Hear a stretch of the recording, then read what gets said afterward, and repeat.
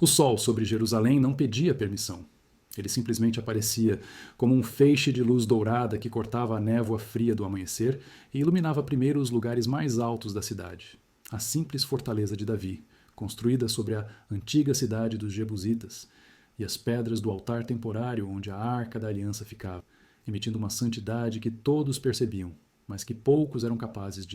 Em seguida, como uma cachoeira de luz, o sol descia pelas ruas estreitas e cheias de gente, acordando a cidade com um toque firme. O aroma de pão sendo assado nos fornos de argila se unia ao cheiro forte dos animais, que eram levados para o mercado, e ao pó de séculos que se levantava com os pés descalços e as sandálias de couro. O barulho era uma mistura desorganizada de sons. O balido das ovelhas, a voz dos vendedores anunciando figos frescos e romãs, o som distante da martelada de um ferreiro, e por baixo de todos os ruídos, o sussurro contínuo das orações da manhã, uma corrente de fé que vinha de quase todas as moradias. Jerusalém, a cidade escolhida e capital do Reino Unido de Israel, era uma agitação de pessoas e crenças, cheia da energia de uma nação no ponto mais alto de seu poder, mas que ainda tinha uma memória muito clara dos tempos de escravidão e da poeira do deserto. Neste cenário, em uma casa bem construída, não muito distante do palácio do rei, morava uma mulher com o nome de Batseba. Seu nome, que queria dizer sétima filha, ou filha do juramento, trazia um significado de promessa e perfeição. Para a maior parte das pessoas na cidade, ela era apenas a esposa de Urias, o heteu, um dos soldados mais corajosos e fiéis do exército de Davi. Uma mulher de honra, casada com um homem de honra. Contudo, Batseba era muito mais do que um nome ligado a um marido. Ela era uma peça complicada no jogo de poder e fidelidade que caracterizava a corte de Davi. Seu pai se chamava Eliã, e este não era um nome qualquer. Eliã fazia parte dos 30, o grupo de elite dos guerreiros mais valentes de Davi, homens que haviam combatido ao lado dele desde a época em que era um fugitivo nas cavernas de En-Gedi. E o pai de Eliã, avô de Batseba, era ninguém mais, ninguém menos que Aitofel, o Gilonita, o conselheiro mais inteligente e respeitado de todo o Israel. Falava-se que um conselho de Aitofel era como escutar a própria voz de Deus. Batseba, portanto, não vinha de uma família simples. Ela cresceu escutando o som de espadas sendo amoladas e as conversas em voz baixa sobre táticas militares e assuntos de governo. Ela compreendia o valor da lealdade, a delicadeza da paz e a ambição que motivava os homens que cercavam o rei. Sua casa era um reflexo dessa criação. Era um lugar de ordem e disciplina, onde cada empregado sabia o que fazer, e cada dia seguia um ritmo estabelecido pelas leis de Deus e pelas estações do ano. Batseba levantava-se antes que o sol alcançasse sua janela. Sua primeira ação era orar, um período de silêncio no qual ela entregava o dia a Deus, pedindo proteção para seu lar, sabedoria para suas tarefas e principalmente segurança para seu marido, Urias, que se encontrava longe, muito longe, no campo de batalha. A guerra era uma preocupação constante que existia por trás do sucesso de Jerusalém. O rei Davi, que já não era mais o jovem pastor que havia lutado com Golias, governava seu império a partir do palácio, mas as fronteiras de Israel ainda eram palco de conflitos. Naquele ano, o adversário eram os amonitas. O cerco à cidade de Rabá era violento e demorado, uma guerra de desgaste travada sob um sol muito forte, e era para lá que Urias tinha ido, junto com Joabe, o temido general de Davi, e o resto do exército. Para Batseba, a falta de Urias era uma dor constante. Ela se recordava do rosto dele, marcado pela disciplina e pela honestidade, uma diferença notável em uma cidade que estava aprendendo rápido os jogos de poder. Urias era um heteu, um estrangeiro, mas sua dedicação ao Deus de Israel e ao seu rei Davi era mais genuína e firme do que a de muitos homens que nasceram na tribo de Judá. Ele não era uma pessoa de muitas palavras, mas suas atitudes tinham a força de um trovão. Ele amava Batseba com uma delicadeza silenciosa, um respeito que era pouco comum naquela época. Na sociedade de Israel, a mulher era vista principalmente através de seu pai e depois de seu marido. Ela era considerada uma propriedade, uma protetora da honra da família, cujo valor estava em sua pureza, em sua habilidade de ter filhos, especialmente meninos, e em sua obediência. A lei protegia a mulher de alguns maus tratos, mas sua área de influência era quase totalmente dentro de casa. O mundo fora de casa pertencia aos homens. As mulheres cuidavam do lar, teciam, cozinhavam, criavam os filhos e mantinham a fé acesa na família. Elas eram o centro silencioso da nação, mas um centro que raramente podia se expressar. Urias, porém, enxergava Batseba. Ele via a inteligência dela, a sabedoria que ela tinha herdado de Aitofel, a força tranquila que ela usava para administrar sua casa com uma capacidade que se comparava à de Joabe no campo de batalha. Ele escutava as opiniões dela e dava valor aos seus pensamentos. A ausência dele não era apenas a falta de um protetor ou de quem sustentava a casa, era a falta de sua outra metade, o silêncio de um amigo. Durante o dia, Batseba se mantinha ocupada para não permitir que a preocupação a dominasse. Ela coordenava a moagem do trigo, a preparação do azeite, a tecelagem do linho. Suas mãos, ainda que delicadas, não tinham receio do trabalho. Ela se movimentava por sua casa com uma elegância e uma autoridade que lhe eram próprias. Seus empregados a respeitavam não por medo, mas por uma verdadeira admiração. Ela era justa, mas firme, amável, mas não ingênua. Ela sabia que a casa de um guerreiro ausente era um espelho de sua honra, e ela cuidava daquela casa como se fosse um templo impecável. De vez em quando, ela subia ao terraço plano de sua casa. O terraço, na construção daquela época, era uma parte muito importante do lar. Era um local para secar grãos e frutas ao sol, para dormir nas noites de verão insuportavelmente quentes e, mais importante, era o espaço de convívio das mulheres. Longe dos olhares dos homens nas ruas lá embaixo, as mulheres podiam conversar, trabalhar em conjunto e respirar um ar mais puro. Daquele lugar, Batseba via a cidade se espalhar à sua frente. Via a fumaça subindo dos sacrifícios no tabernáculo, sentia a vida pulsante de Jerusalém. E via, imponente e cada vez maior, o palácio do rei Davi. Era uma construção que se destacava na paisagem, um sinal do poder e da bênção de Deus sobre Israel. Davi era uma lenda viva, o matador de gigantes, o autor de belos salmos, o rei guerreiro que havia unido as 12 tribos e feito de Israel uma grande potência na região. As canções sobre suas conquistas eram cantadas pelas crianças nas ruas. Sua ligação com Deus era a base sobre a qual a segurança da nação estava firmada. Batseba, como todas as pessoas em Israel, tinha grande respeito pelo rei.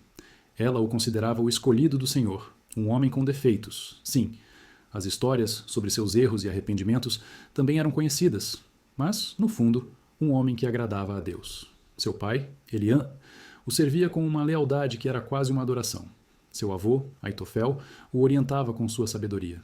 Seu marido, Urias, estava naquele exato momento arriscando a vida por uma ordem dele. A lealdade ao rei era uma parte da lealdade a Deus. Desafiar o rei era como desafiar a própria ordem de Deus. Essa era a organização do mundo em que ela vivia, uma ordem clara e que não se questionava. Deus, depois o rei, depois o homem como chefe da família, e então a mulher. Os dias se tornaram semanas, e as semanas se tornaram meses. As notícias da guerra em Rabá chegavam em intervalos, trazidas por mensageiros que chegavam sem fôlego e por comerciantes. Às vezes, as notícias eram boas. O cerco se fortalecia, os amonitas perdiam força. Outras vezes, eram tristes. Listas de mortos eram lidas nas praças, e o som de choro se ouvia pelas casas. Toda vez que um mensageiro chegava, o coração de Batseba se apertava em um nó de medo, que só se desfazia quando o nome de Urias não era dito entre os que haviam morrido. Ela vivia nesse estado de ansiedade contínua, uma espera angustiante que era o destino de todas as esposas de soldados. Ela mantinha a fé, cumpria suas obrigações e orava. Orava com a forte esperança de que Deus protegeria seu marido e o traria de volta para casa, para a segurança e a paz de seus braços.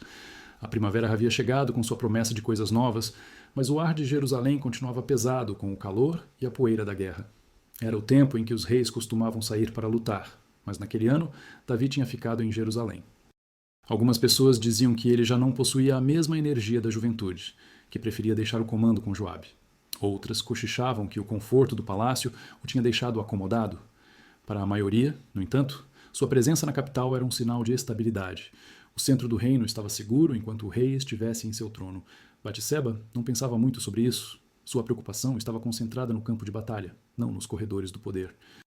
Então chegou o dia que mudaria tudo. Foi um dia como muitos outros, abafado e longo.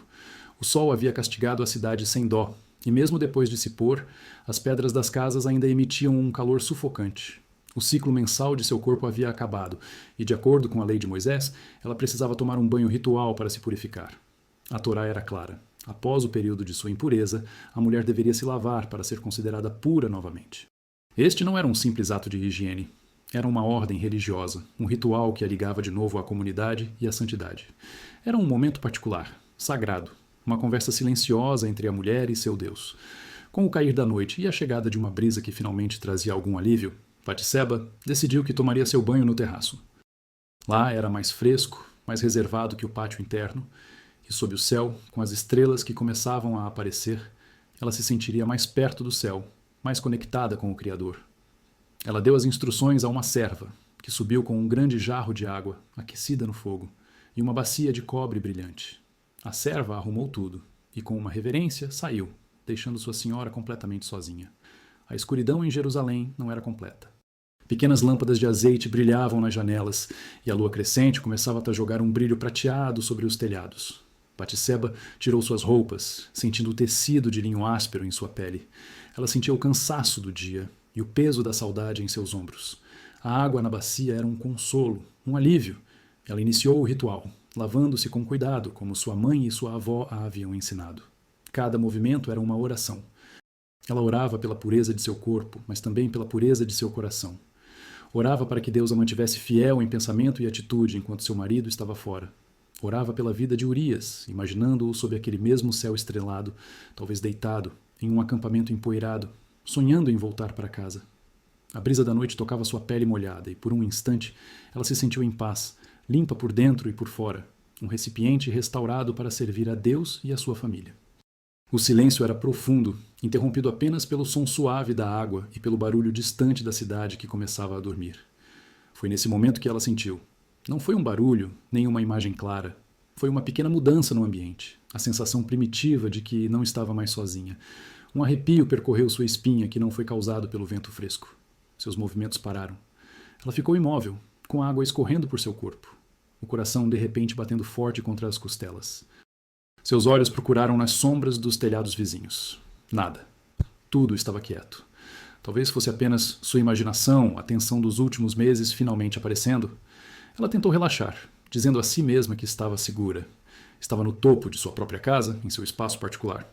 Mas a sensação não foi embora. Pelo contrário, ficou mais forte, mais nítida. Era como um foco, uma intensidade que parecia vir de cima, de um lugar mais alto. Devagar, quase com medo do que poderia ver, ela levantou o olhar. E então ela viu. Ou melhor, ela percebeu. No terraço do Palácio Real, que ficava em um lugar mais alto e tinha uma vista privilegiada daquela parte da cidade, uma pessoa estava de pé, parada, na escuridão. Era apenas uma silhueta contra as luzes fracas do palácio, mas Batseba não precisou ver o rosto para saber quem era. Apenas uma pessoa estaria ali, naquele lugar, àquela hora. O rei. O desespero a atingiu como um soco. O ar pareceu faltar em seus pulmões. Ela, que estava no meio de um ato sagrado e particular, estava sendo observada, exposta, violada. Seu primeiro impulso foi se cobrir, se esconder, mas ela estava paralisada pelo susto e pela vergonha. A distância era grande, mas o olhar do rei parecia queimar sua pele. Aquele homem não era um vizinho qualquer que pudesse ser repreendido. Era o rei Davi, o escolhido do Senhor, a autoridade máxima em Israel. Um homem cuja vontade era lei, cuja palavra podia dar a vida ou a morte. O que aquele olhar significava? Era por acaso? Ele estava simplesmente andando em seu terraço e a viu sem querer? Ou havia algo mais? O tempo pareceu se arrastar, cada segundo se tornando uma eternidade. A figura no palácio não se mexeu. Continuou a observá-la, e Batseba sentiu seu mundo, tão cuidadosamente construído sobre a honra, a fé e a ordem, começar a balançar. A paz que sentira momentos antes se quebrou em 1000 pedaços de medo. Ela não era mais a senhora de sua casa, a esposa honrada de um guerreiro. Naquele momento, sob aquele olhar, ela era apenas uma mulher, vulnerável e nua diante do poder absoluto. Rapidamente, de forma desajeitada, ela pegou suas roupas e se cobriu, o coração batendo descontroladamente. Ela não olhou mais para o palácio. Correu para a escada que levava para dentro de casa, seu refúgio agora profanado. Ao fechar a porta atrás de si, ela se apoiou na madeira fria, tentando acalmar a respiração. Sua mente estava confusa.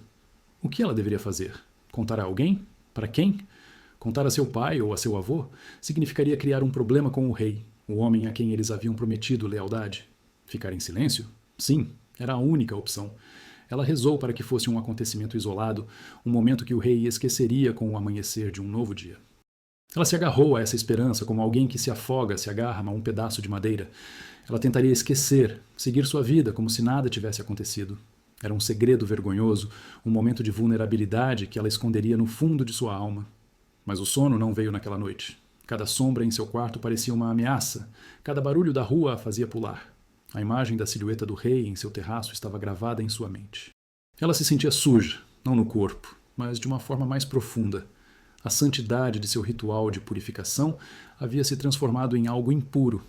Ela se perguntava se Urias, em seu acampamento, estaria pensando nela, se ele podia sentir de alguma forma que a honra de sua casa estava em perigo.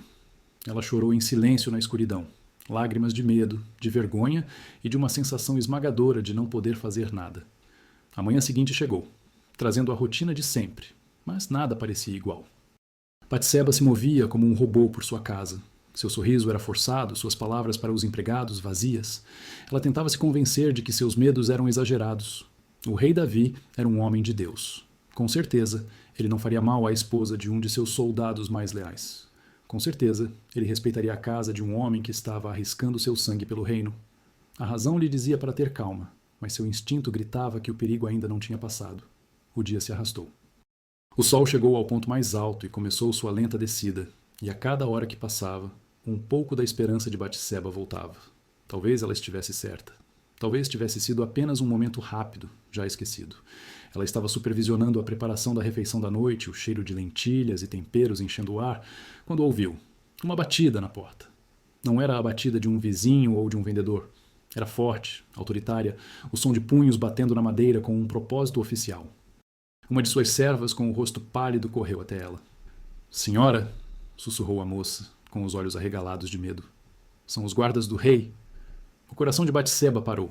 O sangue esfriou em suas veias. Guardas do rei, em sua porta. Não havia como se enganar sobre o que aquilo significava. O medo da noite anterior voltou, 10 vezes mais forte. Ela ajeitou sua túnica com as mãos trêmulas e caminhou até a entrada, com a cabeça erguida, mostrando uma calma que não sentia. Do lado de fora, 2 homens enormes, usando o uniforme real e segurando lanças, a olhavam sem expressão. Seus olhos eram frios, distantes. Eles não a viam como Batseba, filha de Eliã, esposa de Urias.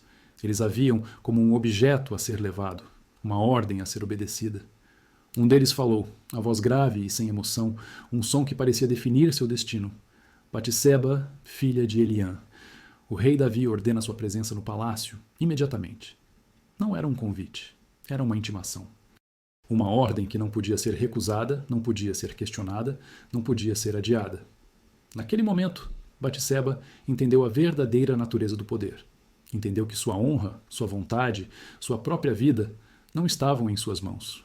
Olhou para os rostos assustados de seus empregados, para a casa que era seu mundo, seu refúgio, e soube que estava prestes a passar por uma porta da qual talvez nunca pudesse voltar. Com o peso do que era inevitável sobre seus ombros, sabendo que seu marido lutava por um reino cujo rei agora a chamava por razões que ela temia imaginar, Batseba deu um passo à frente, saindo da segurança de seu lar, para a escuridão que a esperava. O percurso até o palácio não era longo em distância, mas, para Batseba, cada passo era uma viagem por um lugar desconhecido e assustador. As ruas de Jerusalém, que ela conhecia tão bem durante o dia, se transformavam à noite em um labirinto de sombras e silêncios.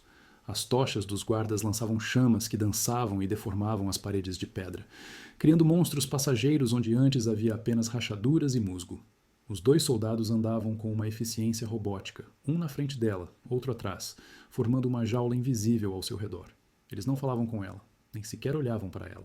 A presença dela era uma mera formalidade, a entrega de um item pedido pelo rei. Batseba tentava manter a calma, respirar fundo, mas o ar parecia denso e pesado em seus pulmões. Ela pensava em Urias. Onde ele estaria agora? Dormindo sob as estrelas, com a espada ao seu lado, sonhando com o lar? A ironia era tão cruel que parecia uma faca de verdade em seu peito. Ele lutava para proteger o reino de seus inimigos de fora, enquanto ela era levada, como uma prisioneira, ao centro daquele mesmo reino, para enfrentar uma ameaça que vinha de seu próprio líder. Eles chegaram aos portões do complexo real. As portas de madeira maciça, reforçadas com bronze, abriram-se com um rangido baixo, mostrando pátios internos iluminados por dezenas de lâmpadas. O Palácio de Davi não era uma única construção, mas um conjunto de edifícios construídos com a melhor madeira de cedro do Líbano, um presente do rei Irão de Tiro. O cheiro de cedro e de azeite perfumado enchia o ar, um contraste forte com o cheiro de terra de sua própria casa. Servos se moviam em silêncio pelos corredores, com a cabeça baixa, os olhos evitando encontrar os dela. Havia uma atmosfera de poder controlado, de segredos cochichados e de uma ordem que vinha de um único ponto central: o rei. Batseba foi levada por pátios e corredores até uma sala ricamente decorada. Tapeçarias da Fenícia cobriam as paredes, mostrando cenas de caça e de vitória. Os móveis eram de madeira escura e brilhante, com detalhes em marfim. Um servo lhe ofereceu vinho em uma taça de prata, mas ela recusou com um movimento quase imperceptível. Ela não queria nada que a deixasse entorpecida, que a fizesse esquecer, nem por um momento, da fragilidade de sua situação. Enquanto ela esperava, o homem que ela havia chamado estava em seus aposentos, lutando com uma tempestade que ele mesmo tinha provocado. Davi, o rei de Israel, o autor de salmos amado por Deus, não conseguia encontrar paz. A guerra em Rabá parecia algo distante, um problema para Joabe resolver. A administração do reino, as brigas entre as tribos, os pedidos de seus súditos, tudo isso parecia sem importância e chato naquela noite. Ele se sentia agitado, preso dentro das paredes de seu próprio sucesso. Era o ócio do poder, um veneno discreto que entra na alma quando não há mais gigantes para vencer. Cansado de se virar em sua cama, ele subiu ao terraço para sentir a brisa da noite, para olhar para a cidade que ele havia conquistado e transformado em sua capital. Ele amava Jerusalém com a paixão de um criador. Cada pedra parecia cantar seu nome. Foi então que seu olhar, passando pelos telhados abaixo, encontrou-a. No começo, foi apenas um relance, uma forma clara se movendo na penumbra de um terraço vizinho. Curioso, ele se aproximou da mureta, seus olhos se acostumando à escuridão. E então ele a viu com clareza. Uma mulher, tomando banho sob a luz prateada da lua. A água brilhava em sua pele, e seus movimentos tinham uma graça fluida e sagrada. Davi sentiu a respiração parar na garganta.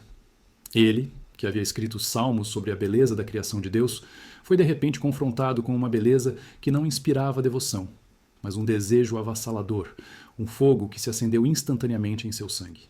Ele ficou ali, observando, o rei de Israel transformado em um espião, um voyeur.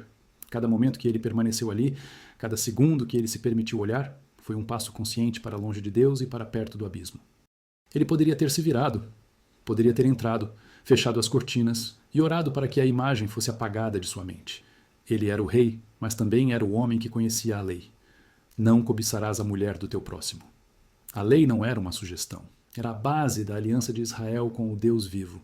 Mas o veneno do ócio já havia enfraquecido sua vontade. O poder sussurrava em seu ouvido que as regras que valiam para os homens comuns talvez não valessem para ele. Afinal, ele era o escolhido do Senhor, o preferido. A mulher se cobriu e desapareceu, mas sua imagem permaneceu, queimando atrás dos olhos do rei. O desejo não se apagou com sua ausência. Pelo contrário, tornou-se uma obsessão. Ele precisava saber quem ela era. Ele chamou um servo, um homem que conhecia bem a cidade. Quem é aquela mulher? Perguntou o rei, a voz rouca, tentando parecer casual, mas a urgência em seus olhos o denunciava. O servo, percebendo a direção do olhar do rei e o perigo naquela pergunta, hesitou por um momento. Ele foi e investigou. Voltou com o rosto sério, a máscara de um servo experiente que sabia que a ignorância era, muitas vezes, uma bênção. Meu senhor, o rei, disse ele com a cabeça baixa. A mulher é Batseba, ela é filha de Eliã e é esposa de Urias, o heteu. Cada parte da resposta era um muro, uma barreira, um aviso. Filha de Eliã, a filha de um de seus mais valentes guerreiros, um homem cuja lealdade era inquestionável. Esposa de Urias, o heteu. Casada com outro de seus heróis, um homem que, naquele exato momento, estava no campo de batalha, disposto a morrer pelo rei. Cada palavra deveria ter sido como um balde de água fria sobre as chamas de seu desejo. Mas para Davi, naquela noite, os nomes e as lealdades eram apenas obstáculos a serem superados, detalhes inconvenientes em seu caminho para a satisfação. O poder absoluto o havia cegado, criando um universo moral onde apenas sua vontade importava. Ele deu a ordem. Tragam-na para mim. E agora, Batseba estava ali, na sala luxuosa, esperando. A porta se abriu e ele entrou.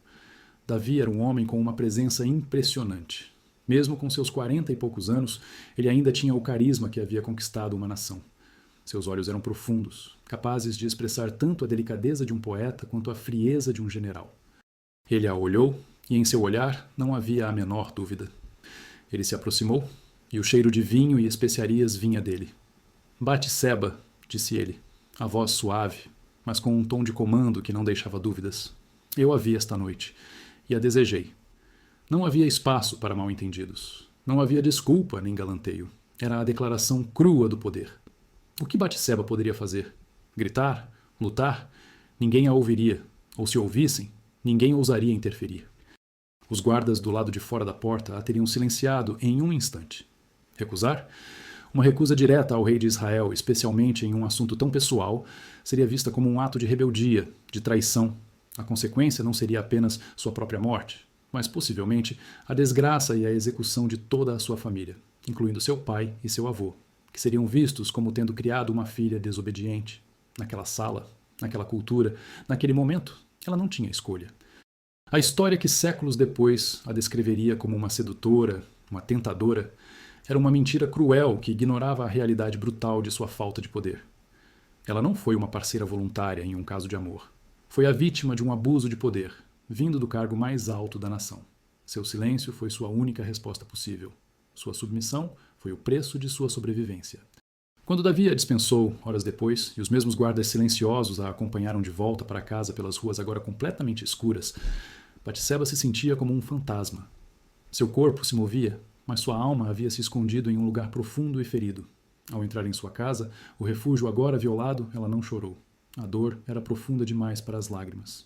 Ela tomou outro banho, desta vez não para a purificação ritual, mas numa tentativa desesperada de lavar não a sujeira, mas a memória, o toque, a vergonha. Mas era uma mancha que a água não podia apagar. Ela era cúmplice de um pecado que não escolhera cometer, e o segredo a sufocava.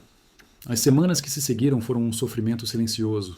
Ela continuou com suas rotinas, mas uma nuvem de tristeza a separava do mundo. Ela orava, mas suas orações pareciam não passar do teto. E então, o medo que a assombrava desde aquela noite se tornou realidade. Seu ciclo mensal não veio. A vida crescia dentro dela, uma semente plantada não pelo amor de seu marido, mas pelo desejo de seu rei. Era uma catástrofe, uma sentença de morte. De acordo com a lei, o adultério era punido com apedrejamento, tanto para o homem quanto para a mulher. Enquanto o rei pudesse se esconder atrás de seu poder, ela, a mulher, seria a prova viva do crime. Ela não tinha outra opção. Com as mãos trêmulas, ela escreveu uma mensagem curta, um grito de desespero disfarçado de informação, e a enviou por um mensageiro de confiança ao palácio. A mensagem continha apenas 2 palavras em hebraico. Hará à noite. Estou grávida. Para Davi, a mensagem de Batseba foi como o som de um alarme de guerra dentro dos muros seguros de seu palácio. O prazer rápido daquela noite agora se transformava em uma ameaça que poderia destruir tudo o que ele havia construído. Sua reputação, seu trono, sua aliança com Deus, tudo estava em risco. O pânico tomou conta dele, mas não o levou ao arrependimento. Não o levou a rasgar suas roupas e a se humilhar diante do Senhor. Em vez disso, levou-o a calcular, a planejar. Sua mente, antes ocupada com a beleza dos salmos, agora se tornava a mente de um conspirador. O pecado, para sobreviver, precisava de mais pecado para se esconder. Seu primeiro plano parecia simples, quase genial em seu engano. Ele precisava fazer a criança parecer legítima. Se Urias voltasse do campo de batalha e dormisse com sua esposa, ninguém jamais saberia que a criança não era sua. O tempo se encaixaria. O escândalo seria resolvido antes mesmo de começar. Davi enviou imediatamente uma ordem a Joabe, no cerco de Rabá. Envie-me Urias, o heteu. A ordem foi disfarçada como uma necessidade militar. O rei desejava um relatório direto sobre o andamento da guerra. Ninguém suspeitaria. Quando Urias chegou a Jerusalém, coberto de poeira e cansado da longa viagem, ele foi levado diretamente à presença do rei. Davi o recebeu com uma demonstração de afeto e preocupação. Ele o fez sentar-se, ofereceu-lhe o melhor vinho e o questionou detalhadamente sobre a batalha, sobre o ânimo das tropas, sobre a estratégia de Joabe. Davi representava o papel do rei comandante preocupado, enquanto seu coração batia com a ansiedade de seu plano. Urias, em sua nobre simplicidade, respondeu a todas as perguntas com precisão e lealdade. Ele não percebia a manipulação que acontecia por baixo da conversa. No final da conversa, Davi o dispensou com um gesto de bondade paternal. Desce para a tua casa, disse o rei, e lava os teus pés. Era uma sugestão cheia de significado. Vá, descanse, relaxe, fique com sua esposa. Para garantir que Urias fosse bem recebido, Davi até enviou um presente de sua própria mesa para a casa do soldado. O rei então esperou, confiante de que seu plano funcionaria. Ele imaginou Urias e Batseba juntos, e o alívio começou a tomar conta dele. Mas, na manhã seguinte, seus servos lhe trouxeram uma notícia surpreendente. Urias não havia ido para sua casa. Ele havia dormido do lado de fora, na entrada do palácio, junto com os outros servos e guardas do rei. Davi ficou furioso, mas escondeu sua raiva. Chamou Urias novamente. Você não acabou de chegar de uma longa viagem? Perguntou o rei, a voz com uma falsa surpresa. Por que não desceu para a sua casa? A resposta de Urias foi uma das mais nobres e trágicas declarações de lealdade em toda a Escritura. Ele se levantou, o rosto sério, os olhos queimando com uma integridade que Davi havia esquecido. A arca da aliança, disse ele, a voz firme, e Israel e Judá moram em tendas, e meu senhor Joabe e os servos de meu senhor estão acampados em campo aberto. E eu iria para a minha casa para comer e beber e me deitar com a minha mulher? Tão certo como tu vives, e como vive a tua alma, não farei tal coisa. Cada palavra era uma faca no coração de Davi. Urias, o estrangeiro, estava mostrando mais respeito pela santidade do esforço de guerra, mais solidariedade com seus companheiros, mais devoção à arca de Deus do que o próprio rei de Israel. A lealdade inabalável de Urias, a mesma qualidade que o tornava um soldado tão valioso, agora se tornava o maior obstáculo ao plano do rei. A virtude do homem justo estava frustrando o plano do pecador. Davi, agora desesperado, recorreu a um plano mais grosseiro. Naquela noite, ele convidou Urias para jantar em sua mesa. Ele o encheu de vinho, incentivando-o a beber até que seus sentidos estivessem confusos, até que sua disciplina militar se dissolvesse no álcool. Davi esperava que, bêbado, os desejos carnais de Urias superassem seus nobres princípios e o levassem para casa, para a cama de sua esposa. Mas mesmo bêbado, a honra de Urias era mais forte que a sobriedade de Davi. Ele saiu cambaleando da presença do rei e mais uma vez deitou-se entre os servos, recusando-se a entrar em sua própria casa. Quando Davi soube disso na manhã seguinte, o pânico deu lugar a uma frieza assassina. Seus planos haviam falhado. A virtude de Urias havia selado seu destino. Davi percebeu que, enquanto Urias vivesse, a verdade era uma ameaça constante. E assim, o rei, que uma vez fora um homem que agradava a Deus, tomou a decisão de se tornar um assassino. Ele se sentou em sua escrivaninha, pegou papiro e tinta e escreveu uma carta. Não era uma mensagem longa. Era uma ordem militar, curta, precisa e brutal. Ele a endereçou a Joabe, seu general. Ele chamou Urias uma última vez. O soldado, talvez um pouco envergonhado por sua bebedeira na noite anterior, apresentou-se prontamente. Davi entregou-lhe a carta selada. Leve isto a Joabe, ordenou o rei, os olhos talvez evitando encontrar os do homem que ele estava prestes a trair de forma tão definitiva. E Urias, o soldado leal até o fim, pegou a carta que continha sua própria sentença de morte e partiu de volta para Rabá, sem a menor suspeita. Ele carregava a prova da traição de seu rei como se fosse mais uma ordem de batalha. Em Rabá, Joabe quebrou o selo real e leu a mensagem. Coloquem Urias na frente da batalha mais intensa e recuem de trás dele, para que seja ferido e morra. Joabe era um homem prático e brutal. Ele servia ao rei, não à moralidade. Ele podia ter questionado a ordem, mas entendia a linguagem do poder. Uma ordem como aquela não era para ser discutida, apenas executada.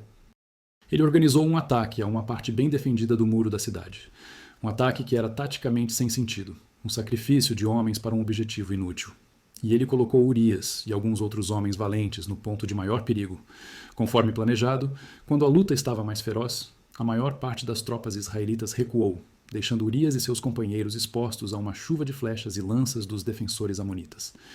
Urias, lutando como o herói que era, foi derrubado. Ele morreu na poeira de uma terra estrangeira, por ordem do rei a quem ele servia com uma lealdade perfeita. O plano de Davi havia funcionado. Joabe enviou um mensageiro a Jerusalém com a notícia da batalha. Ele instruiu o mensageiro a relatar o ataque e as perdas, e a terminar seu relatório com a frase: "E também morreu teu servo Urias, o heteu." Quando o mensageiro chegou e entregou a notícia, Davi representou seu papel final na farsa. Ele demonstrou uma aceitação de líder. "Não se preocupe com isso", disse ele ao mensageiro, como se estivesse consolando Joabe, "porque a espada mata, ora um, ora outro." Era uma frase fria, sem qualquer emoção genuína. A vida de um de seus melhores homens, reduzida a uma estatística de guerra. A notícia da morte de Urias chegou à casa de Batseba. Ela chorou por seu marido. Seu luto era real. Ela chorou pelo homem bom e gentil que a amava, pelo amigo que perdera, pela vida que haviam construído juntos e que agora estava em ruínas. Mas suas lágrimas eram complicadas, misturadas com o medo, a incerteza e a amarga ironia de sua situação. Ela cumpriu o período de luto tradicional, um tempo de isolamento e choro. Assim que o período terminou, Davi agiu rapidamente. Ele a mandou buscar e a trouxe para o palácio, tomando-a como sua esposa. Para o público parecia um ato de grande nobreza. O rei bondoso, honrando a memória de seu soldado morto, tomando a viúva desamparada sob sua proteção. A farsa estava completa. O pecado estava enterrado. Batseba estava segura, a criança teria um pai legítimo e Davi havia, aparentemente, superado a crise. A vida no palácio recomeçou. Batseba deu à luz um filho e, por um tempo, pareceu que o segredo permaneceria um segredo para sempre. Mas a narrativa bíblica termina este capítulo com uma frase curta e arrepiante que muda tudo. Porém, o que Davi fez foi mal aos olhos do Senhor. Os homens podiam ser enganados, as aparências podiam ser mantidas, os planos políticos podiam dar certo. Mas Deus via, Deus sabia. E em Israel, o pecado do rei nunca era apenas um assunto pessoal. Era uma quebra na aliança, uma doença que ameaçava infectar toda a nação. E Deus tinha seus próprios mensageiros, homens que não temiam o poder dos reis, porque serviam a um poder infinitamente maior. Enquanto Davi se acomodava em sua aparente vitória, um homem caminhava pelas ruas de Jerusalém em direção ao palácio. Ele não era um soldado, nem um membro da corte. Seu nome era Natã. E ele era um profeta do Deus Altíssimo. Ele não vinha com pedidos ou com elogios. Ele vinha com uma palavra do Senhor. Uma palavra de julgamento que estava prestes a rasgar o véu da mentira de Davi e expor a podridão que se escondia sob a aparência de devoção real. A tempestade que Davi tanto tentara evitar estava prestes a desabar, não de fora, mas de dentro de sua própria corte, pela boca de um homem que falava com a autoridade dos céus. A vida no palácio real era uma dança de aparências. Para Batseba, os corredores de cedro e os pátios ensolarados tornaram-se uma prisão dourada. Ela agora era uma das esposas do rei, uma posição de prestígio e segurança que muitas mulheres em Israel desejariam. Ela tinha servos à sua disposição, vestia-se com o linho mais fino e comia da mesa do rei. Mas a honra que lhe era publicamente dada era uma máscara que escondia a profunda desonra de suas circunstâncias. Ela olhava para o filho recém-nascido em seus braços, um menino pequeno e frágil, e via nele uma contradição dolorosa. Ele era a prova viva de seu pecado e, ao mesmo tempo, um ser inocente que enchia seu coração de um amor maternal feroz e protetor. Ela o amava com cada parte de seu ser, mas seu nascimento estava envolvido em uma teia de mentiras e sangue. Ela via a semelhança com Davi em seus traços e se perguntava se os outros na corte também viam, se os sussurros que ela imaginava ouvir nos cantos eram reais ou apenas fantasmas de sua própria culpa. Davi, por sua vez, parecia ter superado a crise com uma força que beirava a negação. Ele abraçava o filho, chamava-o de seu e continuava a governar o reino com a mesma autoridade de sempre. Ele liderava as orações públicas, oferecia sacrifícios e compunha novos salmos. Para o mundo, ele era o mesmo Davi, o rei devoto, o homem que agradava a Deus. Mas algo havia se quebrado dentro dele. A comunhão fácil e vibrante que ele sempre tivera com o Senhor se fora, substituída por um silêncio pesado e acusador. Suas orações pareciam vazias, suas canções sem a alegria genuína que antes as caracterizava. Ele havia construído um muro de pecado entre ele e Deus e vivia agora na sombra fria daquele muro, fingindo que o sol ainda brilhava. Ele se apegava à normalidade, à rotina do poder, como uma forma de silenciar a voz incômoda de sua consciência. Ele havia conseguido enganar uma nação inteira e talvez estivesse começando a acreditar que poderia enganar a si mesmo. Mas o Deus de Israel não é um Deus que se contenta com as aparências. Ele é um Deus que examina os corações e exige a verdade no íntimo. E enquanto Davi se esforçava para manter sua farsa, o Senhor já havia preparado o instrumento de sua exposição. Natã, o profeta, era um homem que vivia na fronteira entre o céu e a terra. Seus olhos viam além das tapeçarias do palácio, para a realidade espiritual que sustentava o mundo. Ele não era influenciado pelo poder ou pela riqueza. Sua única lealdade era a verdade de Deus. Quando o Senhor lhe falou e revelou a totalidade do pecado de Davi, o desejo, o adultério, a conspiração e o assassinato, Natã não hesitou. Ele não temeu por sua vida, embora soubesse que confrontar um monarca oriental com seus crimes era uma missão suicida. Ele se levantou, a palavra de Deus queimando como fogo em seus ossos, e caminhou em direção ao palácio. Ele foi recebido na sala do trono, o lugar onde Davi aplicava a justiça, onde julgava as causas do povo. O rei o recebeu com o respeito devido a um homem de Deus. A paz seja contigo, Natã, disse Davi, talvez com um pouco de alívio por ver um rosto familiar, uma lembrança de sua antiga vida espiritual. O que o traz à presença do rei hoje? Natã inclinou a cabeça, os olhos fixos no chão, como se estivesse carregando um fardo pesado. Meu senhor, o rei, começou ele, a voz calma, mas com uma intensidade que capturou imediatamente a atenção de Davi. Venho trazer-lhe um caso para julgar. Uma injustiça que clama aos céus por justiça. Davi se ajeitou em seu trono, assumindo a postura de juiz. Fala, Natã. O rei ouvirá e fará justiça. O profeta então começou a contar uma história, uma parábola simples, mas com o poder de uma espada afiada. Havia 2 homens em uma cidade, disse Natã, um rico e outro pobre. O homem rico tinha muitas ovelhas e muito gado, mas o homem pobre não tinha nada, a não ser uma pequena cordeirinha que ele havia comprado e criado. Ela cresceu com ele e com seus filhos, comia de sua comida, bebia de seu copo e dormia em seu colo. Era para ele como uma filha. Ao contar a história, a voz de Natã se encheu de emoção, pintando um quadro vivo de amor e companheirismo entre o homem pobre e seu único tesouro. Davi ouvia atentamente, o coração do antigo pastor se compadecendo da cena. Ele entendia a ligação entre um homem e seus animais. Um dia, continuou Natã, um viajante chegou à casa do homem rico. E o homem rico não quis pegar uma de suas próprias ovelhas ou de seu gado para preparar uma refeição para o viajante. Em vez disso, ele pegou a cordeirinha do homem pobre e a preparou para o homem que viera a ele. Ao ouvir o final da história, a raiva de Davi se acendeu. Seu senso de justiça, tão distorcido em sua própria vida, agora se manifestava com força total em relação à injustiça cometida contra o homem pobre da parábola. Ele se levantou do trono, o rosto vermelho de fúria.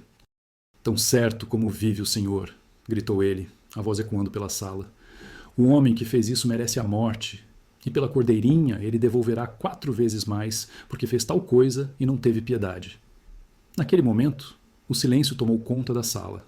Davi estava de pé, ofegante de sua própria raiva justa, a sentença dita por seus próprios lábios, e foi então que Natã levantou o rosto. Seus olhos, antes baixos, agora se fixaram nos de Davi, e eram como brasas de fogo queimando através de todas as defesas, de todas as mentiras, de toda a negação. O profeta ergueu o dedo, apontando diretamente para o rei de Israel. E com uma voz que soava como a do próprio Deus, um som poderoso que quebrou o silêncio e destruiu o mundo de Davi, Natã afirmou: Esse homem é você. As palavras ficaram no ar, curtas, brutais, inegáveis. Esse homem é você. Para Davi, foi como se o chão se abrisse sob seus pés. A parábola, a raiva, a sentença, tudo se voltou contra ele. De repente, ele não era mais o juiz. Ele era o réu. Ele era o homem rico que tinha tudo, esposas, concubinas, um reino inteiro à sua disposição. E ainda assim, roubou a única cordeirinha de seu vizinho pobre e leal. A cordeirinha era Batseba. O homem pobre era Urias. E o ladrão, o assassino sem piedade, era ele, Davi, o rei de Israel. O muro de negação que ele construíra com tanto cuidado desmoronou em um instante. A realidade de seu pecado o atingiu com a força de uma onda gigante, afogando-o em vergonha e horror. Ele viu a si mesmo não como o rei em seu trono, mas como Deus o via, um adúltero e um assassino. A voz de Natã continuou. Agora não mais em uma parábola, mas em uma declaração direta do Senhor. Assim diz o Senhor, Deus de Israel. Eu te ungi rei sobre Israel e eu te livrei da mão de Saul. Dei-te a casa de teu senhor e as mulheres de teu senhor em teu colo, e te dei a casa de Israel e de Judá. E se isso fosse pouco, eu teria acrescentado muito mais. Por que então desprezaste a palavra do Senhor, fazendo o que era mal aos seus olhos? A Urias, o Heteu, feriste com a espada, e a sua mulher tomaste para ser tua mulher. E a ele mataste com a espada dos filhos de Amon. A acusação era completa, detalhada, irrefutável. Natã então proferiu o julgamento de Deus, e as consequências seriam tão devastadoras quanto o pecado. Agora, pois, a espada jamais se afastará da tua casa, porque me desprezaste e tomaste a mulher de Urias, o Heteu, para ser tua mulher. Assim diz o Senhor: Eis que farei surgir da tua própria casa o mal sobre ti, e tomarei tuas mulheres diante dos teus olhos, e as darei a teu próximo, que se deitará com elas em plena luz do dia. Porque tu o fizeste em segredo, mas eu farei isto diante de todo o Israel e diante do sol. A punição seria proporcional ao crime. O pecado de Davi fora com a espada e com o desejo, e a espada e o desejo agora assombrariam sua casa para sempre. Seu pecado fora secreto, mas sua vergonha seria pública. E, finalmente, Natã chegou à consequência mais imediata e dolorosa. Também o filho que te nasceu, certamente. Diante daquela avalanche de verdade e julgamento, o orgulho de Davi foi completamente esmagado. Ele não tentou se justificar. Não tentou culpar Batseba. Não tentou executar o profeta por sua ousadia. A graça de Deus, agindo através da repreensão de Natã, o quebrou. Ele caiu de joelhos, o rosto banhado em lágrimas, o coração finalmente partido. E de seus lábios saiu a confissão mais simples e profunda de toda a Bíblia. 2 palavras em hebraico: Shatati Ladonai. pequei contra o Senhor. Naquele momento de total quebrantamento, a porta para o perdão foi aberta. Natã, vendo o arrependimento genuíno no coração do rei, suavizou seu tom.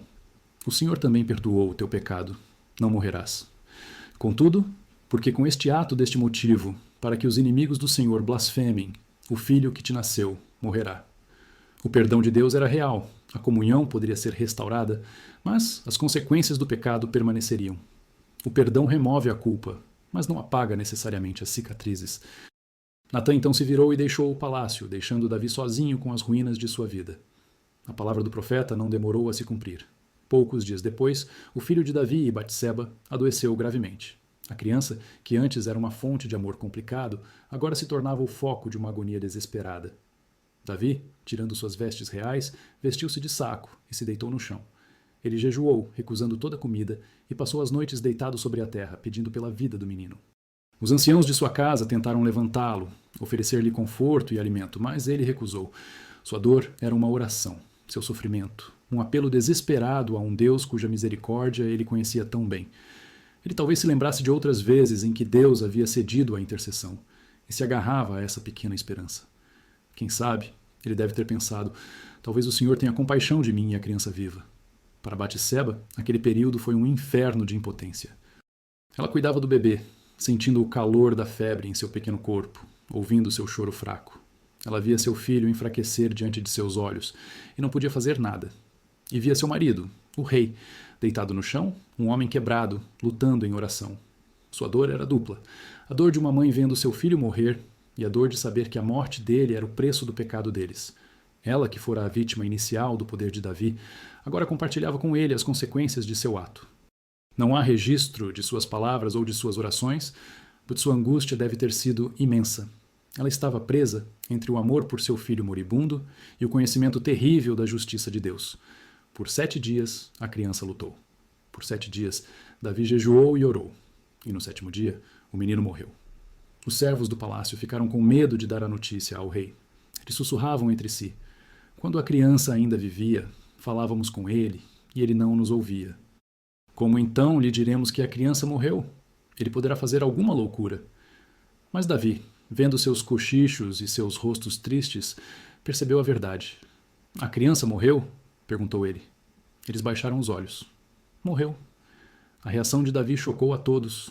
Ele não se desesperou. Ele não rasgou suas roupas. Ele se levantou do chão. Lavou-se, ungiu-se com óleo, trocou suas roupas de luto por roupas limpas. E então ele foi à casa do Senhor e adorou. Ele se prostrou diante do Deus que lhe havia tirado o filho e o adorou. Depois voltou ao palácio e pediu comida. Seus servos, confusos, não conseguiam entender. O que é isso que fizeste? Perguntaram eles. Pela criança viva jejuaste e choraste, mas depois que a criança morreu, te levantaste e comeste pão. A resposta de Davi revelou a profundidade de seu arrependimento e de sua submissão. Enquanto a criança vivia, explicou ele, jejuei e chorei, porque dizia, quem sabe se o Senhor se compadecerá de mim e a criança viverá. Mas agora que ela morreu, por que jejuaria eu? Posso fazê-la voltar? Eu irei para ela, porém, ela não voltará para mim. Davi havia aceitado o julgamento de Deus. Sua intercessão havia terminado. Agora era tempo de submissão. Sua adoração no tabernáculo não foi um ato de resignação amarga, mas um reconhecimento profundo da soberania e da justiça de Deus, mesmo em meio à dor mais excruciante. Ele entendeu que, embora seu filho estivesse morto, sua própria relação com Deus precisava continuar. O processo de restauração havia começado, e a primeira pessoa que ele procurou para compartilhar esse processo foi Batseba. Ele foi até ela. Ele a consolou. A Bíblia usa uma palavra que significa confortar, consolar, mas também arrepender-se junto. Naquele momento, eles não eram mais o rei poderoso e sua súdita vulnerável. Eram um homem e uma mulher unidos pela dor da perda, pelo peso da culpa compartilhada. A morte de seu filho foi o batismo de fogo de seu relacionamento. O desejo e o poder que os uniram foram purificados nas chamas do sofrimento e do arrependimento. Davi a consolou não apenas pela perda do filho, mas pelo horror que ele a fizera passar. Ele buscou seu perdão, assim como havia buscado o de Deus. E naquele ato de humildade mútua, algo novo começou a nascer. Um relacionamento que não era mais baseado na força, mas em uma compreensão compartilhada da fragilidade humana e da necessidade desesperada da graça divina. A dor não desapareceu da noite para o dia. A cicatriz daquela perda permaneceria com eles para sempre. E as consequências do pecado de Davi, a espada em sua casa, como Natã havia profetizado, ainda trariam muito mais sofrimento nos anos seguintes. Mas no meio daquele vale de sombras, Davi encontrou o caminho de volta para Deus. Foi nesse período de coração partido que ele provavelmente escreveu o Salmo 51, a mais profunda oração de arrependimento já escrita. Tem misericórdia de mim, ó Deus, segundo a tua bondade. Apaga as minhas transgressões, segundo a multidão das tuas misericórdias. Lava-me completamente da minha iniquidade e purifica-me do meu pecado, pois eu conheço as minhas transgressões, e o meu pecado está sempre diante de mim. Contra ti somente pequei, e fiz o que é mal à tua vista. Nesse salmo, Davi não pede apenas perdão, ele pede transformação.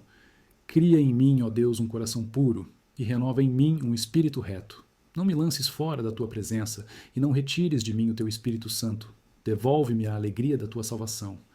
Ele entendeu que o verdadeiro arrependimento não é apenas tristeza pelo pecado, mas um desejo profundo de ser mudado por dentro, de ter o próprio coração recriado por Deus. Ele aprendeu a lição mais difícil de sua vida, que a graça de Deus é maior que o maior dos pecados, mas que essa graça é encontrada apenas do outro lado de um coração quebrantado e contrito. Batseba, testemunhando a transformação de Davi, também encontrou seu próprio caminho para a cura. Ela, que fora despojada de sua honra e de seu primeiro filho, começaria a ver a mão de Deus tecendo um novo propósito a partir dos fios quebrados de sua vida. O consolo que Davi lhe ofereceu foi mais do que palavras. Foi o início de um amor verdadeiro, forjado no fogo. E desse amor, Deus traria uma nova vida, uma nova esperança, não apenas para eles, mas para todo o Israel. A noite de seu sofrimento havia sido longa e escura, mas a promessa de uma nova manhã, embora ainda distante, começava a aparecer no horizonte. O luto no Palácio Real era uma presença real, um manto de silêncio que cobria os corredores antes barulhentos. A morte do filho de Davi e Batseba não foi apenas uma tragédia pessoal, foi um evento que ecoou por toda a corte. Todos conheciam a profecia de Natã, e a morte da criança foi a confirmação pública e terrível de que o pecado do rei tivera consequências vindas de Deus. Para Batseba, os dias que se seguiram foram um borrão de dor e vazio. O amor que ela sentira pelo menino era puro e intenso, e sua ausência deixara um buraco em sua alma. Ela se movia por seus aposentos, agora muito silenciosos, sentindo o peso não apenas de sua própria dor, mas também da marca que a cercava. Ela era da mulher no centro do maior escândalo da história de Israel. A adúltera cuja transgressão, mesmo que forçada, trouxera o juízo de Deus sobre a casa real. Muitas das outras esposas e concubinas de Davi a olhavam com uma mistura de desprezo e pena. Ela estava isolada, marcada pela tragédia. Davi, no entanto, saiu de seu período de arrependimento com uma nova clareza e um senso de propósito renovado. Seu relacionamento com Deus, embora agora marcado pela humildade de um pecador perdoado, em vez da alegria de um herói invencível, era genuíno.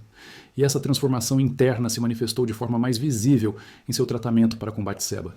Ele a via não mais como um objeto de desejo que ele tomara para si, nem como uma lembrança constante de sua falha moral. Ele a via como sua companheira no sofrimento, sua parceira na busca pela restauração. Ele passava tempo com ela, não apenas para cumprir seu dever como marido, mas para conversar, para compartilhar o peso em seu coração, para ouvi-la.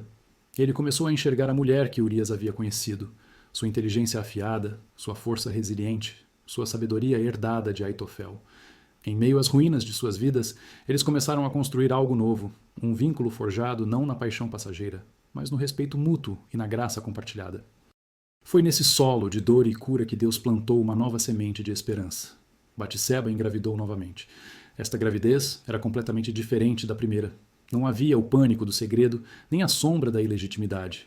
Havia uma esperança cuidadosa, uma oração silenciosa de que esta criança fosse um sinal do perdão de Deus, uma prova de que a vida poderia de fato florescer após a morte. Davi a cercou de cuidados, protegendo-a das tensões da corte, garantindo que ela tivesse paz e conforto. Ele via esta criança não como uma substituição para o filho que perdera, mas como um presente imerecido, uma segunda chance que ele não ousava tomar como certa. Quando chegou o tempo, Batseba deu à luz outro filho. No momento em que o menino foi colocado em seus braços, um sentimento de paz profunda que ela não sentia há muito tempo a envolveu.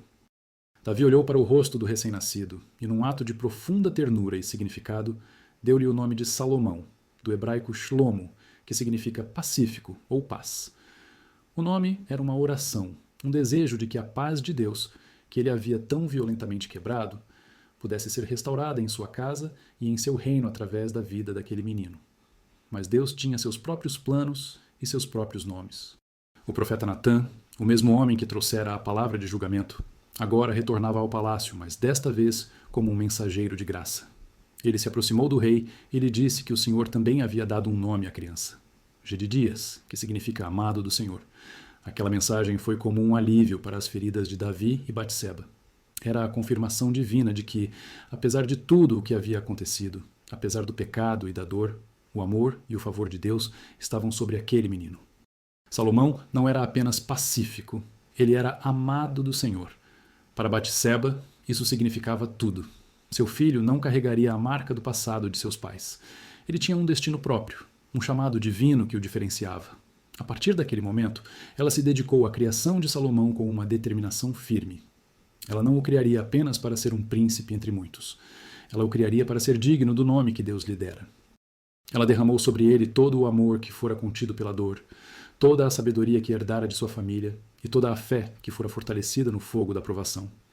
Enquanto Salomão crescia, a profecia de Natã sobre a espada na casa de Davi começava a se cumprir com uma precisão assustadora. O palácio tornou-se um palco de tragédias, alimentadas pelas paixões e ambições dos outros filhos de Davi. Primeiro, houve o incesto de Amnon, o primogênito, que estuprou sua meia-irmã, Tamar. A falta de ação de Davi em punir seu herdeiro levou Absalão, irmão de Tamar, a fazer justiça com as próprias mãos, assassinando Amnon em vingança. A dor de Davi foi imensa, mas era apenas o começo. Absalão, carismático e ambicioso, fugiu e depois retornou, apenas para organizar uma grande rebelião contra seu próprio pai. Ele conquistou o coração do povo e forçou Davi a fugir de Jerusalém, um rei humilhado, abandonando sua própria capital. E num ato de desafio supremo e cumprimento profético, Absalão, a conselho de Aitofel, o próprio avô de Batseba, que traíra Davi, deitou-se com as concubinas de seu pai no terraço do palácio, à vista de todo o Israel. Durante esses anos turbulentos, Batseba e o jovem Salomão permaneceram nas sombras, observando o drama sangrento acontecer. Batseba aprendeu lições duras sobre a natureza do poder. Ela viu como a ambição podia envenenar uma família, como o direito do filho mais velho podia levar à arrogância e à destruição, e como a fraqueza de um pai em disciplinar seus filhos podia levar um reino à beira do colapso. Ela viu seu próprio avô, Aitofel, o homem mais sábio de Israel, escolher o lado errado e acabar se enforcando quando seu conselho foi rejeitado e a rebelião de Absalão fracassou. A espada estava, de fato, devorando a casa de Davi de dentro para fora. Ela protegeu Salomão de tudo isso, mantendo-o perto, ensinando-lhe não apenas os caminhos do Senhor, mas também as realidades brutais da política da corte. Ela o ensinou a ouvir mais do que a falar, a observar as motivações dos homens e a entender que a verdadeira força não estava na arrogância de Absalão, mas na sabedoria e na prudência. A rebelião de Absalão foi derrotada e ele foi morto em batalha, para a grande tristeza de Davi. O rei retornou a Jerusalém, mas era um homem envelhecido, quebrado pelas tragédias de sua família. Os anos que se seguiram foram de uma paz frágil. Davi envelhecia, sua energia se esgotava. O herói de Israel, o gigante que derrubara Golias, agora era um homem frágil que tremia de frio e mal conseguia se manter aquecido, mesmo coberto por muitos cobertores. A questão que pairava sobre todo o reino como uma nuvem de tempestade era: quem sucederia Davi? A linha de sucessão estava manchada de sangue e incerteza. Amnon, o primogênito, estava morto. Quileabe, o segundo filho, mal é mencionado e provavelmente morreu jovem. Absalão, o terceiro e o mais popular, também estava morto. O próximo na linha era Adonias, o quarto filho, de sua esposa Agite. Adonias era em tudo parecido com seu irmão Absalão. A Bíblia diz que ele era muito bonito e que Davi nunca o contrariara em toda a sua vida, perguntando: por que fizeste isso? Ele cresceu com um senso de direito, acreditando que o trono era seu por herança. Vendo a fraqueza de seu pai, Adonias decidiu que era hora de agir. Ele não esperaria pela morte de Davi ou por uma declaração oficial. Ele se autoproclamaria rei. Ele começou a reunir apoio, cercando-se de carruagens e cavaleiros e formando uma guarda pessoal. Ele conquistou para o seu lado duas das figuras mais poderosas do reino: Joabe, o general do exército, o homem que havia sido o braço direito militar de Davi por décadas, e Abiatar, o sumo sacerdote, a mais alta autoridade religiosa. Com o apoio do exército e do sacerdócio, a reivindicação de Adonias parecia imbatível. Ele organizou uma grande festa de coroação perto da fonte de Rogel, nos arredores de Jerusalém. Convidou todos os seus irmãos, os outros príncipes e todos os homens importantes de Judá que o apoiavam. Mas, de forma significativa, ele deixou de fora um pequeno grupo de pessoas que ele sabia que não estavam do seu lado. O profeta Natã, Benaia, o chefe da guarda pessoal de Davi, os heróis de guerra de elite conhecidos como os Valentes, e, o mais importante de todos, ele não convidou Batseba e seu filho, Salomão. A omissão era uma declaração de intenções. Ele os via como seus rivais e, ao excluí-los, estava sinalizando que, uma vez que ele fosse rei, eles seriam deixados de lado ou, mais provavelmente, eliminados. A primeira ação de um novo rei oriental era frequentemente a execução de todos os possíveis pretendentes ao trono, para fortalecer seu poder. A vida de Salomão e de Batseba estava em perigo mortal. Foi o profeta Natã quem percebeu a urgência da situação. Ele, que havia sido a consciência de Davi por tanto tempo, sabia que a ascensão de Adonias seria um desastre para o reino e uma violação da vontade de Deus. Ele foi imediatamente procurar a única pessoa na corte que tinha tanto a perder quanto a ganhar, e que talvez ainda tivesse alguma influência sobre o rei envelhecido, Batseba. Ele a encontrou em seus aposentos, talvez brincando com um Salomão já adolescente, sem saber da conspiração que acontecia a poucos quilômetros de distância. Não ouviste que Adonias, filho de Agite, se proclamou rei e nosso senhor Davi não sabe disso? Disse Natã, a urgência em sua voz cortando qualquer formalidade. Agora, pois, vem, deixa-me dar-te um conselho, para que salves a tua vida e a vida de teu filho, Salomão. A franqueza de Natã era brutal, mas necessária. Batseba sentiu o sangue gelar. Ela conhecia a ambição de Adonias. Ela sabia o que acontecia com os rivais de um novo rei. O futuro pacífico que ela sonhara para Salomão estava prestes a ser destruído. Natã então lhe deu um plano de ação, uma estratégia política brilhante que jogaria com as emoções e a honra do velho rei. Vai, entra ao rei Davi, instruiu ele, e dize-lhe: Ó rei, meu senhor, não juraste tu a tua serva, dizendo: Teu filho Salomão reinará depois de mim, e ele se assentará no meu trono? Por que, pois, reina Adonias? E eis que, enquanto ainda estiveres falando com o rei, eu também entrarei depois de ti e confirmarei as tuas palavras. O plano era uma ação em duas frentes. Batseba iria primeiro, para apelar à promessa pessoal de Davi, para lembrá-lo de seu amor e de seu juramento. Natã viria em seguida, para dar peso político e profético à situação, confirmando assim a ameaça e a urgência. Batseba não hesitou. A mãe protetora dentro dela superou qualquer medo ou hesitação. Ela não era mais a vítima passiva levada ao palácio contra sua vontade. Ela era agora uma jogadora no jogo dos tronos, lutando pela vida de seu filho e pelo futuro que ela acreditava que Deus havia ordenado. Ela se levantou, recompôs-se e caminhou em direção aos aposentos do rei Davi. Ao entrar, ela encontrou o rei como ele estava na maioria dos dias, deitado em sua cama, fraco, com Abissag, a jovem sunamita, cuidando dele.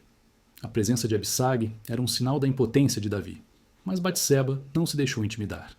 Ela se inclinou diante do rei, o rosto no chão, em um gesto de supremo respeito. O que queres? Perguntou o velho rei, a voz fraca. Batseba então começou seu apelo, seguindo o roteiro de Natã, mas colocando sua própria emoção e convicção. Meu senhor, disse ela, a voz carregada de um respeito que mal escondia sua angústia. Tu juraste a tua serva pelo Senhor teu Deus, dizendo: Salomão, teu filho, reinará depois de mim e se assentará no meu trono. Ela o fez lembrar de sua promessa. Um juramento feito ao Senhor não era algo que pudesse ser quebrado facilmente. Ela o lembrou de sua relação pessoal, do vínculo que haviam construído. Então, ela apresentou a crise.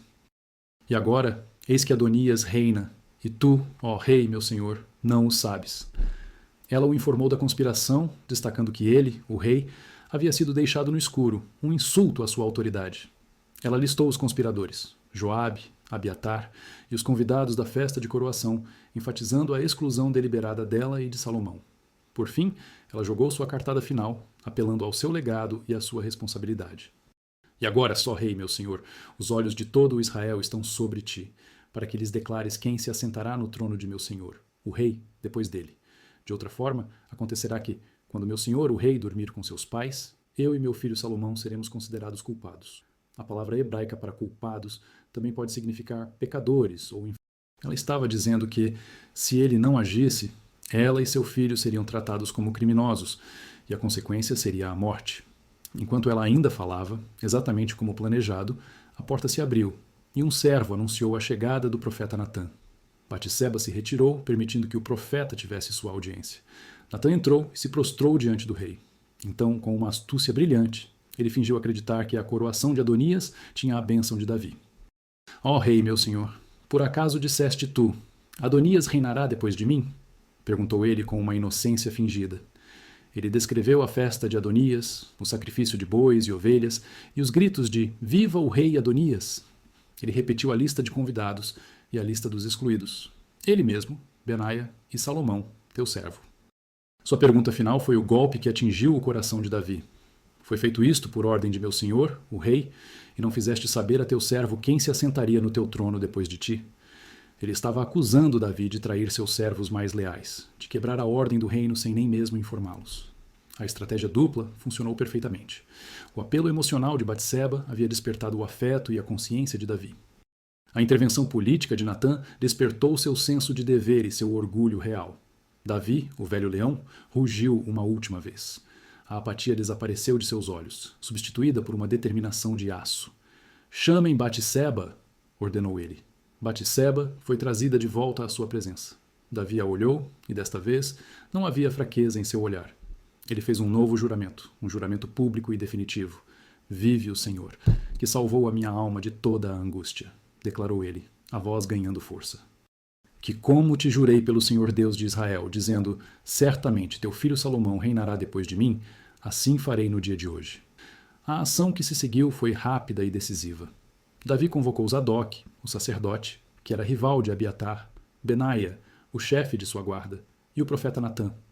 Ele lhes deu ordens claras e diretas. Tomem convosco os servos de vosso senhor, e façam montar meu filho Salomão na minha mula, e levem-no a Giom. Montar na mula pessoal do rei era um símbolo claro de sucessão designada. A fonte de Giom era um lugar público e sagrado, o local ideal para uma coroação legítima, em contraste com a festa conspiratória de Adonias. E Zadok, o sacerdote, com Natã, o profeta. Ali ungirão rei sobre Israel, e tocareis a trombeta e direis, Viva o rei Salomão! Enquanto Adonias e seus convidados ainda festejavam, o som de uma trombeta ecoou pelo vale do Cédron, seguido por um barulho que crescia em volume, o som do povo de Jerusalém aclamando seu novo rei. A festa de Adonias se desfez em pânico e confusão. Joabe, o velho guerreiro, reconheceu o som da trombeta real e soube que o jogo havia acabado. A conspiração havia fracassado. Adonias, aterrorizado, correu para o altar no tabernáculo, agarrando-se às suas pontas, o antigo lugar de refúgio, implorando por sua vida. Batseba, de volta a seus aposentos, ouviu o som da celebração. Ela ouviu o nome de seu filho sendo gritado com alegria pelas multidões.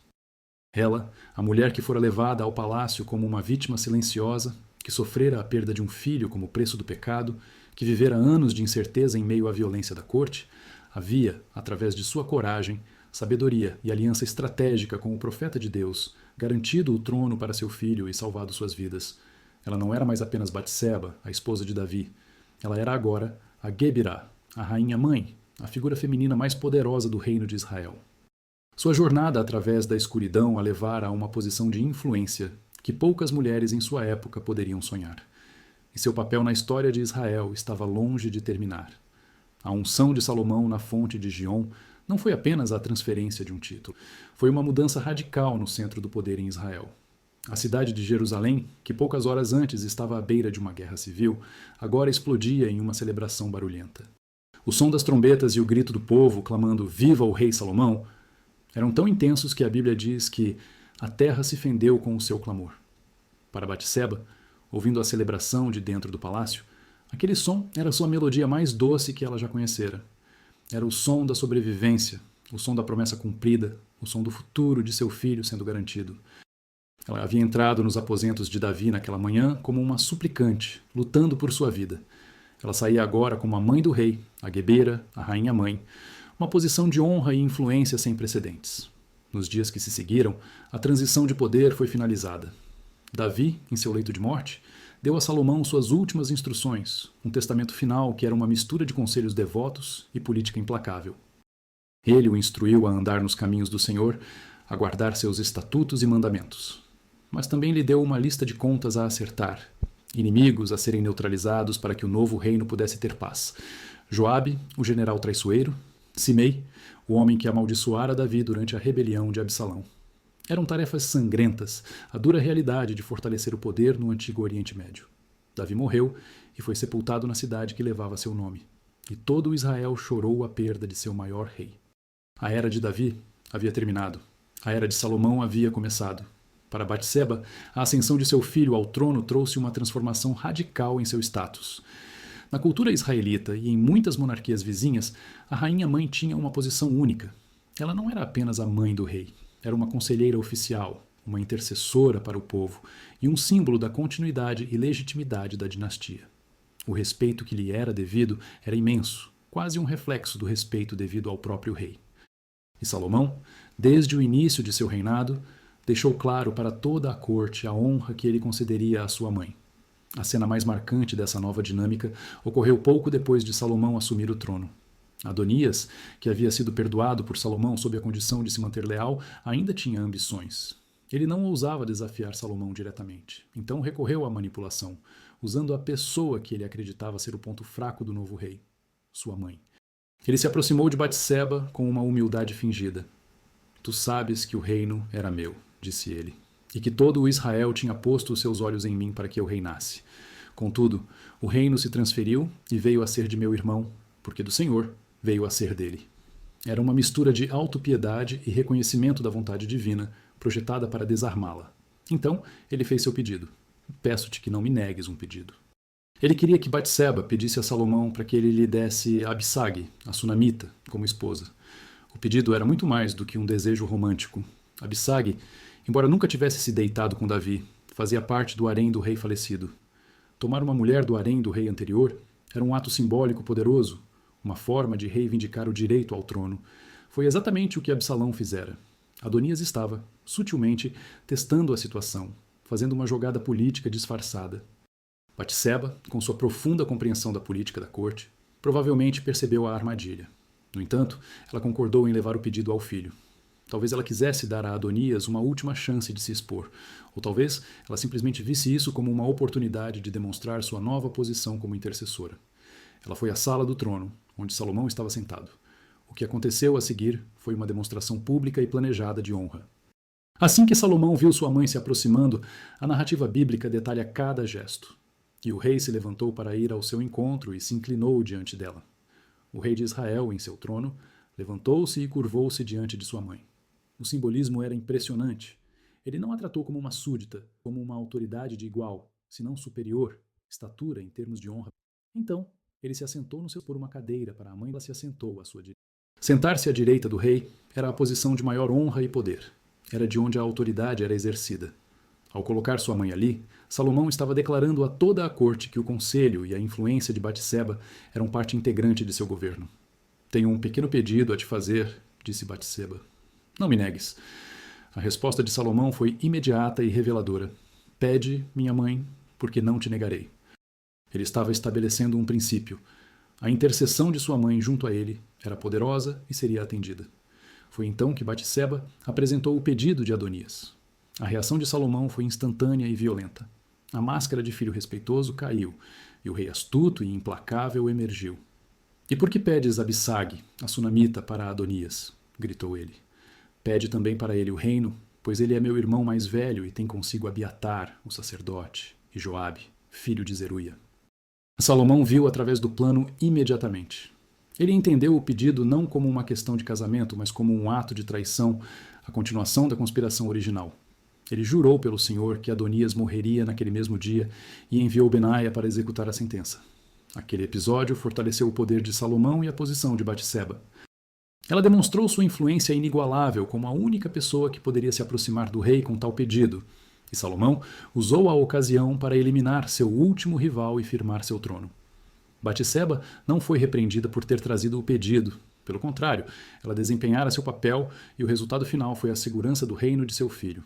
A partir daquele dia, ninguém mais ousaria subestimar a sabedoria ou a influência da rainha-mãe. Ela havia navegado com sucesso pelas águas mais perigosas da política de sucessão e saído não apenas como sobrevivente, mas como uma figura central no novo governo. Os anos que se seguiram foram os anos de ouro de Israel. O reinado de Salomão foi, de fato, um reinado de Shlom, de paz. As guerras que haviam atormentado o reinado de Davi cessaram. O reino se expandiu, através de alianças e comércio, não pela espada. A riqueza fluía para Jerusalém de todas as partes do mundo conhecido. E Salomão, fiel ao legado de seu pai, realizou a maior obra de construção da história de Israel, a construção do Templo do Senhor. Era o sonho de Davi, que ele não pôde realizar porque suas mãos estavam manchadas de sangue de guerra. Salomão, o homem de paz, foi o escolhido para construir uma casa permanente para a Arca da Aliança. Batseba testemunhou tudo isso. Ela viu a cidade de Jerusalém se transformar sob as mãos de seu filho. Viu o templo se erguer, pedra sobre pedra, brilhando com ouro, cedro e bronze, uma maravilha que atrairia peregrinos de todo o mundo. Ela viveu para ver a sabedoria de seu filho se tornar lendária, com reis e rainhas, como a rainha de Sabá, viajando grandes distâncias apenas para ouvi-lo falar. Ela, que fora criada na casa de guerreiros e conselheiros, agora era a mãe do rei mais sábio e mais próspero que o mundo já vira. Seu coração deve ter se enchido de um orgulho e de uma gratidão imensos. Ela que havia passado pelo vale mais escuro que uma mulher poderia experimentar. Vergonha pública, a morte de um filho como punição por seu pecado. E agora vivia no auge da glória e da bênção. Sua história, no entanto, não é apenas um conto de superação pessoal, de pobreza à riqueza, no sentido bíblico. É uma peça crucial em um quebra-cabeça divino muito maior, um que se estende por toda a narrativa das Escrituras. A história de Batseba é um testemunho poderoso da soberania e da graça de Deus, que age de maneiras misteriosas e muitas vezes chocantes para o entendimento humano. Deus não escolheu a linhagem real de Israel a partir de uma história de perfeição moral. Pelo contrário, ele a teceu a partir dos fios emaranhados e manchados da vida real, com todo o seu pecado, dor e fragilidade. Quando o evangelista Mateus começa seu relato da vida de Jesus, ele o faz com uma genealogia. Genealogias no mundo antigo eram de vital importância, estabelecendo a legitimidade e a herança de uma pessoa. A genealogia de Jesus tinha um propósito claro: provar que ele era o descendente legítimo do rei Davi, o Messias prometido que se assentaria em seu trono para sempre. Mas a genealogia de Mateus faz algo radicalmente incomum. Em uma lista que é quase exclusivamente de nomes masculinos, Abraão gerou Isaque, Isaque gerou Jacó. Ele inclui os nomes de 5 mulheres. E as mulheres que ele escolhe incluir são chocantes. Ele inclui Tamar, que se disfarçou de prostituta para seduzir seu sogro, Judá, a fim de obter o filho a que tinha direito pela lei. Ele inclui Raabe, uma prostituta cananeia de Jericó, que traiu sua própria cidade para salvar os espiões israelitas. Ele inclui Rute, uma moabita, de uma nação inimiga de Israel que se deitou aos pés de Boaz em um campo para garantir seu futuro. E ele inclui Batseba. Mas Mateus a menciona de uma forma particularmente marcante e inesquecível. Ele não a chama pelo nome. Ele escreve: Davi foi o pai de Salomão, que nasceu da mulher que tinha sido de Urias. A escolha de palavras de Mateus é intencional e profunda. Ele se recusa a permitir que a história seja limpa. Ele nos força a lembrar. Ele nos força a confrontar a verdade inconveniente. O grande rei Salomão, o ancestral do Messias, nasceu de um relacionamento que começou com adultério e assassinato. Mateus não esconde o pecado. Ele o coloca em evidência. E ao fazê-lo, ele revela o coração do Evangelho. A linhagem do Messias não é uma história de heróis perfeitos. É uma história de pecadores quebrantados, que foram redimidos pela graça surpreendente de Deus. A história de Batseba, portanto, torna-se uma parábola da própria condição humana e da natureza de Deus. Ela nos mostra que Deus não espera que sejamos perfeitos para nos usar em seus planos. Ele entra em nossas vidas bagunçadas, em nossas histórias de dor, trauma e más escolhas, e ele tece a partir delas um fio de ouro de redenção. A vergonha de Batseba não a desqualificou dos propósitos de Deus. Pelo contrário, tornou-se o pano de fundo escuro sobre o qual a luz da graça de Deus brilharia ainda mais intensamente. Ela, que começou sua história como a mulher de Urias, uma posse de um homem, depois se tornou um objeto do desejo do rei, encontrou sua identidade final como a mãe de Salomão e, crucialmente, como uma ancestral do próprio Cristo. Sua história desafia todas as noções de honra e pureza de sua cultura. Ela nos ensina que a verdadeira pureza não é a ausência de pecado, mas a experiência do perdão. Ela nos mostra que a verdadeira honra não vem do status social ou da aprovação dos homens, mas de ser escolhida e usada por Deus, apesar de nossas falhas. Ao olhar para trás em sua vida, dos terraços de Jerusalém, Batseba deve ter se maravilhado com a jornada. Ela vira a face mais sombria do poder humano no desejo de Davi. Ela vira a mais nobre lealdade na integridade de Urias. Ela experimentara a dor mais profunda na perda de um filho. Ela testemunhara o arrependimento mais genuíno no coração partido de um rei. E ela experimentara a mais doce redenção no nascimento de Salomão, o amado do Senhor. Sua vida foi um resumo da própria história de Israel. Um ciclo de pecado, julgamento, arrependimento e restauração. Ela não foi uma personagem passiva na história da salvação. Ela foi uma agente ativa. Sua decisão de ir ao rei Davi para lembrá-lo de seu juramento não foi apenas um ato de autopreservação. Foi o ato que garantiu que a promessa de Deus a Davi, de que seu trono seria estabelecido para sempre, fluísse através de Salomão.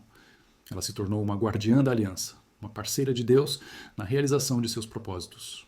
A história que poucos contam sobre Batseba é que ela não deve ser lembrada principalmente como uma adúltera, mas como um exemplo de resiliência, sabedoria e, em última análise, de fé. Ela sobreviveu ao trauma, navegou na política traiçoeira da corte e criou um filho que traria uma era de paz e prosperidade sem precedentes. E no final, seu legado mais duradouro foi ter seu nome silenciosamente, mas poderosamente, inscrito na linhagem que levaria ao nascimento de Jesus de Nazaré. Aquele que veio para salvar o seu povo dos seus pecados, incluindo os pecados de seus próprios antepassados. A história de Batseba, em toda a sua complexidade dolorosa e beleza redentora, é um lembrete de que ninguém está além do alcance da graça de Deus e que Ele pode, de fato, transformar nossas maiores vergonhas nas bases de sua maior glória. Ela é, em última análise, um testemunho de um Deus que não apenas perdoa, mas que redime, que restaura e que pode trazer paz, um verdadeiro shlomo, mesmo das cinzas da tragédia.